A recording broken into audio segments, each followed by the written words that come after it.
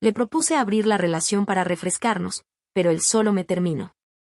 Mi nombre es Camila Navarro, nací un lunes de septiembre, en una ciudad que no parecía tener prisa para nada. Crecí en el barrio de Caballito, en una casa de 2 pisos con paredes llenas de fotos viejas, los gritos de mi hermana menor resonando en los pasillos y el olor permanente a café tostado que salía de la cocina de mi mamá. Desde chica supe que lo mío iba por el lado creativo. No me interesaban los números, ni la ciencia, ni las reglas rígidas. Me gustaban los colores, las texturas, las historias. Mientras otros niños hacían cuentas o salían a correr, yo dibujaba mundos inventados, diseñaba portadas de libros ficticios y me pasaba horas recortando revistas para hacer collages. Con los años, convertí ese impulso en profesión, estudié diseño gráfico y, para sorpresa de todos los que me decían que iba a morir de hambre, logré armarme una carrera bastante decente como freelance. Diseñaba para marcas, emprendimientos, proyectos artísticos, y me mantenía sola, independiente, en mi pequeño pero acogedor departamento con paredes blancas y muebles de colores que había decorado a mi gusto. Siempre fui de pensamientos flexibles. No me gustaban las etiquetas estrictas, ni los convencionalismos.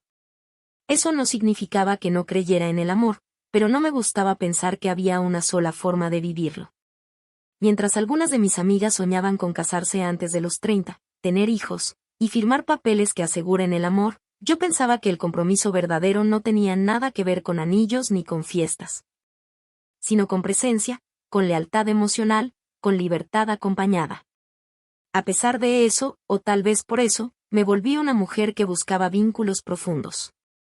Me enamoré 2 veces antes de conocer a Lucas. 2 relaciones que duraron lo suficiente como para romperme y reconstruirme. De la primera aprendí que el amor no alcanza cuando hay egos que no saben callar. De la segunda entendí que la estabilidad sin deseo es una jaula invisible. Las 2 experiencias me dejaron cicatrices, sí, pero también la certeza de lo que quería evitar. No era una mujer cínica. Creía, de verdad, que había amores que podían durar, si ambos sabían crecer juntos. No buscaba la perfección. Tampoco a alguien que me completara. Yo ya estaba completa.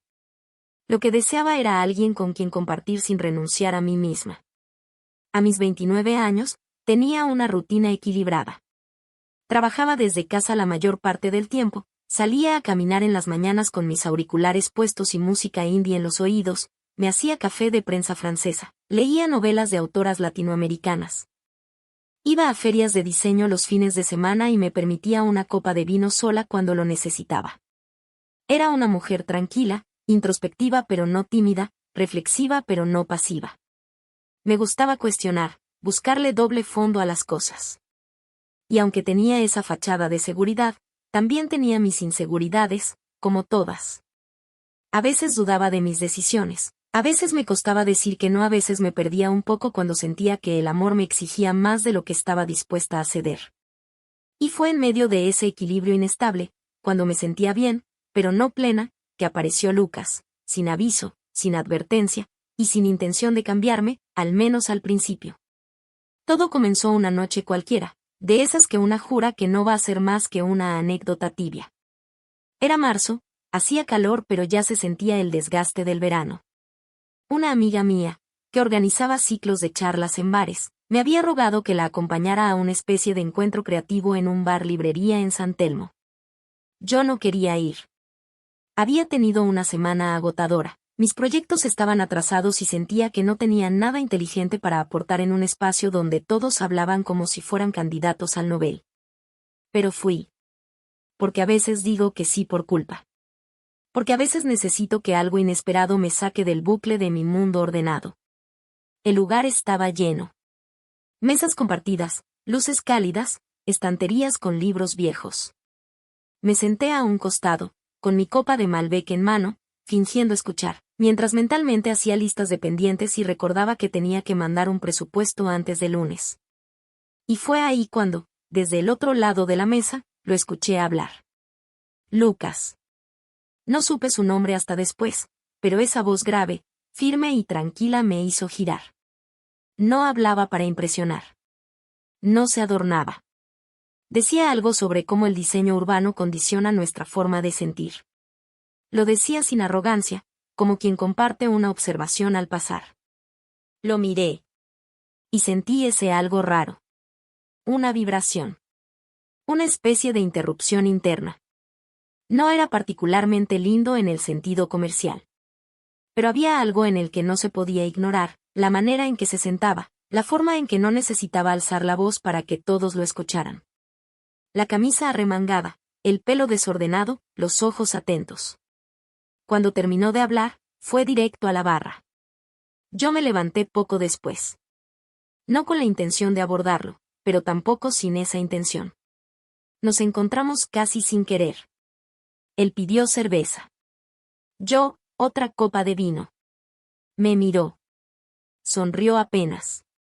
Y dijo algo como: no parecías muy convencida del tema. ¿Tan evidente fue? Respondí.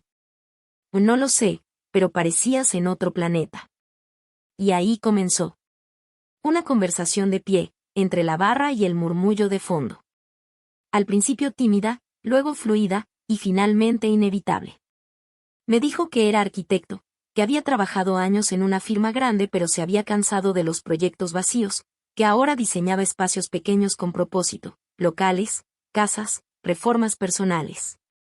Que le gustaba caminar por barrios viejos, que tenía una gata sorda que se llamaba Clementina, que creía que el mundo era más soportable cuando uno lo habitaba con calma. Nos reímos. Nos escuchamos. No hubo juego de seducción obvio. Fue una conexión silenciosa, como si dos personas se reconocieran después de mucho tiempo sin verse. Al final de la noche me preguntó si quería caminar un rato más. Y así, entre calles húmedas, empedradas y vacías, le conté cosas que no suelo contar en una primera cita, mis miedos, mis contradicciones, mis ganas de amar sin destruirme. No hubo beso. No esa noche. Pero hubo un abrazo largo. De esos que no se dan porque sí. Me gustaría volver a verte, me dijo, antes de subirse al colectivo. Y a mí, le respondí. Y lo que no sabíamos ninguno de los dos, era que esa frase sería el inicio de algo que nos marcaría profundamente. Porque lo que comenzó como una coincidencia se volvió un punto de giro. Una historia de amor real. Compleja. Intensa. Frágil. Y también, con el tiempo, dolorosa. Después de aquella noche en San Telmo, comenzamos a vernos con una naturalidad que parecía pactada desde otro plano. Lucas me escribía sin rodeos, sin juegos. Yo, que estaba acostumbrada a los vínculos líquidos, a los silencios estratégicos y las respuestas medidas, me encontré con alguien que no temía mostrarse interesado. La primera salida formal fue a un mercado de antigüedades en Colegiales. Me sorprendió que no eligiera el clásico bar o una cena. Me dijo que prefería caminar, tocar cosas viejas, imaginar historias de objetos que ya nadie quería. Y ahí supe que él no era como los demás. Hablamos de todo, infancia, miedos, deseos. Me contó de su padre ausente y de su madre que lo había criado con libros y arte. Yo le conté de mis crisis creativas, de cómo a veces me costaba sentir que lo que hacía tenía impacto. Él escuchaba como si cada palabra mía fuera valiosa. No me interrumpía. No buscaba solucionar. Solo estar. Nuestros encuentros se volvieron costumbre. Los martes eran nuestros días. Y luego también los viernes. Y pronto, todos los días. En 3 meses ya me sabía de memoria el olor de su cuello, el orden de sus discos, las formas en que se quedaba dormido leyendo. No era un amor frenético, de esos que consumen. Era más como una música que se queda sonando de fondo y no molesta, sino que acompaña. Con Lucas conocí el silencio compartido. La paz de estar con alguien que no necesita llenarlo todo con palabras. Empezamos a viajar. Primero escapadas cortas. Una vez a Tigre, donde nos llovió toda la tarde y terminamos leyendo en una cabaña con techo de chapa. Después, a Mendoza, donde tomamos vino barato en bodegas que no salían en ninguna guía. Y finalmente a Chile, a la casa de unos amigos suyos que vivían en Valparaíso. Esa fue la primera vez que dormimos en una cama que no era ni la mía ni la suya, y aún así nos sentimos en casa. Éramos diferentes, claro. Yo era más caótica con mis tiempos, procrastinadora, emocionalmente dispersa. Él era metódico, tenía rutinas, leía el diario en papel, odiaba contestar mensajes con audios. Pero en esa diferencia nos acomodábamos. Como si nuestras fisuras encajaran. Con el tiempo conocí a sus amigos, pocos, pero muy leales, y él a los míos, que lo adoraron desde el primer día. Mi mamá decía que tenía ojos buenos, y mi hermana me mandaba memes que decían y al fin uno decente. Incluso nuestras peleas eran saludables. Discutíamos sin herirnos, con argumentos. Y si alguna vez levantábamos la voz, después pedíamos perdón. Todo iba bien. Mejor que bien. No había grandes dramas, ni sospechas, ni escenas. Pero, y eso lo entendí después, a veces el amor tranquilo puede confundirse con rutina. Y la rutina, mal gestionada, con vacío. Alrededor del primer año y medio juntos, las cosas empezaron a sentirse distintas. No había peleas, no había terceros, no había problemas en el sentido tradicional. Pero yo empecé a notar un leve descenso en la intensidad. Ya no me buscaba con tanto deseo. Ya no había esas miradas que quemaban. El sexo, aunque seguía existiendo, había pasado a segundo plano. Empezó a sonar más como una responsabilidad que como un juego. Y claro, yo también tenía mi parte. Empecé a mirar hacia afuera. No con intención de engañar, sino con una curiosidad que me incomodaba. Gente nueva en eventos, alguna mirada en redes, una que otra conversación que me hacía sentir viva. No lo decía, no lo actuaba, pero lo pensaba. Y eso, para mí, ya era una señal de alerta. No quería perderlo. Pero tampoco quería resignarme. Entonces empecé a leer. A investigar. A buscar alternativas. Encontré libros, podcasts, entrevistas sobre relaciones abiertas, sobre poliamor, sobre acuerdos éticos. Y me pregunté si esa podía ser una forma de reinventarnos. De refrescarnos, sin tener que romper todo. Jamás imaginé que esa pregunta sería el principio del fin. Fue poco después de nuestro segundo aniversario. Yo ya dormía en su casa más de lo que dormía en la mía. Tenía un cajón para mis cosas, mis libros estaban apilados en su biblioteca, y Clementina, su gata sorda, ya no me miraba como una intrusa. Una tarde, mientras cocinábamos pasta con pesto, Lucas me dijo: ¿Y si venís a vivir acá del todo? Ya lo estamos haciendo igual, solo que de forma incómoda. No fue un pedido romántico. No hubo anillo ni rodilla hincada. Fue una propuesta lógica, práctica. Pero me emocionó. Porque aunque yo no necesitaba una boda, sí necesitaba sentir que estábamos apostando. Construyendo algo. Vendí algunos muebles, guardé otros en la casa de mi mamá, y me mudé con él. Dejé mi departamento de soltera y abracé esa nueva etapa con ilusión. Decoramos el living juntos. Pintamos una pared de azul noche. Pusimos luces nuevas. Compramos una alfombra. Y cada vez que alguien venía a visitarnos, decían lo mismo: esta casa tiene amor. Los primeros meses fueron intensos, dulces. Vivir con él me reveló nuevas capas de su personalidad, su amor por la radio AM, su obsesión por reciclar bien la basura, la forma en que hablaba dormido. Yo aprendí a compartir el espacio, a negociar horarios, a elegir series en común. Nos turnábamos para cocinar. Nos dejábamos notas en la heladera. Compartíamos mate a media tarde mientras trabajábamos en nuestras computadoras, uno frente al otro. Pero con el correr del tiempo, algo comenzó a cambiar. No era dramático, ni evidente. No había gritos, ni infidelidades, ni desilusiones puntuales. Era más bien un desgaste. Un deslizamiento imperceptible hacia lo predecible. Ya no nos sorprendíamos. Ya no improvisábamos. Los fines de semana eran iguales. Las conversaciones también. Yo empecé a inquietarme. A sentir que estábamos en piloto automático. Que el vínculo, aunque sólido, se estaba tornando demasiado cómodo. Y la comodidad, en mí, siempre despertaba un miedo oculto, el miedo a perder la chispa. A desaparecer como mujer y convertirme en pareja funcional. Fue entonces cuando volví a pensar en aquella idea que había leído, abrir la relación no como una traición, sino como una evolución. No por falta de amor, sino por curiosidad compartida. Por deseo de crecer. No se lo dije al principio. Empecé a dejar caer comentarios sutiles. Series sobre poliamor, artículos en voz alta, preguntas indirectas. ¿Vos crees que el amor puede sostenerse en el tiempo sin exclusividad?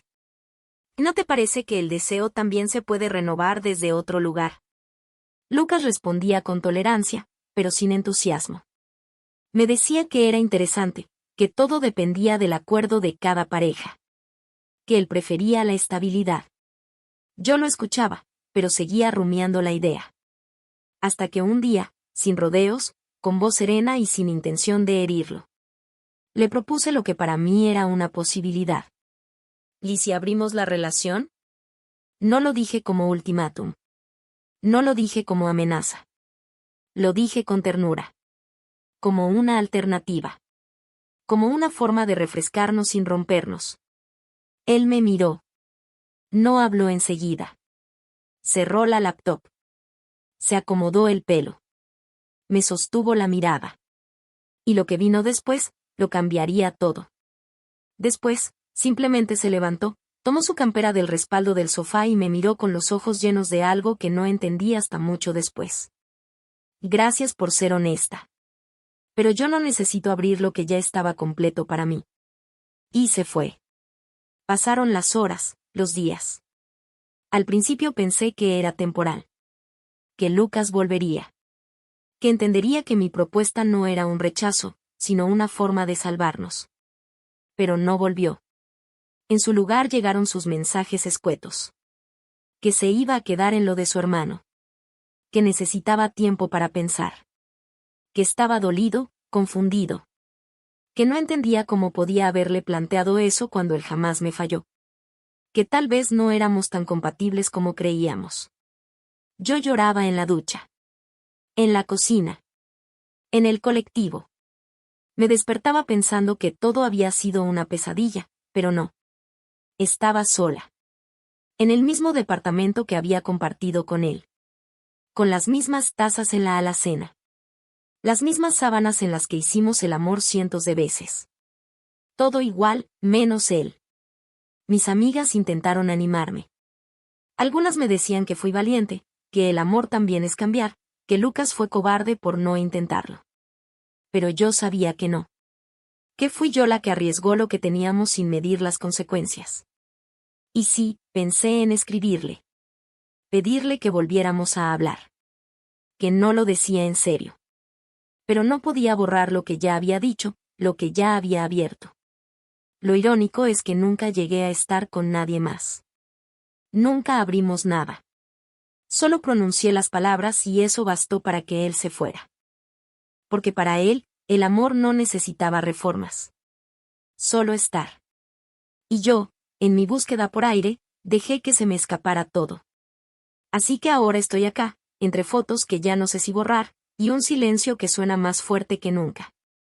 Preguntándome si fui muy moderna para un amor clásico, o muy torpe para cuidar lo que importaba. Lo único que sé con certeza es que le propuse abrir la relación, y terminé abriendo la puerta que nos separó para siempre. Y eso sí, fue el mayor error de mi vida. Las noches eran lo más difícil. Me metía en la cama y automáticamente giraba hacia su lado, buscando su respiración, sus rodillas que solían chocarse con las mías. Pero solo había vacío. Un espacio frío y enorme que no podía llenar con nada. Le escribí de nuevo. Al principio con timidez, con frases cuidadosas. ¿Cómo estás? Pensando en vos, ojalá podamos hablar cuando estés listo. No hubo respuesta. Esperé 3 días antes de escribirle de nuevo. Extraño nuestra casa. Extraño a nosotros. Siento que no supe expresar bien lo que quería decir aquella noche. Lo arruiné, ¿no? Silencio. Lloré mientras barría. Lloré cocinando. Lloré en el supermercado, frente a una góndola de yogures, solo porque recordé que a él le gustaban los de durazno y yo los de vainilla. Ridículo, pero así funciona la tristeza, te golpea en lugares pequeños, cotidianos, crueles.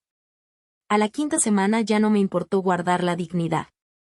Le mandé un audio de 5 minutos, llorando, pidiéndole perdón, diciéndole que no lo quería perder, que había sido una torpeza, que nunca quise estar con nadie más, que lo mío había sido miedo, no deseo.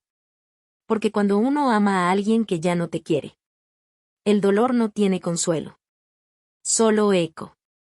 Y ese eco repite todos los días, sin pausa, sin piedad. Lo perdí.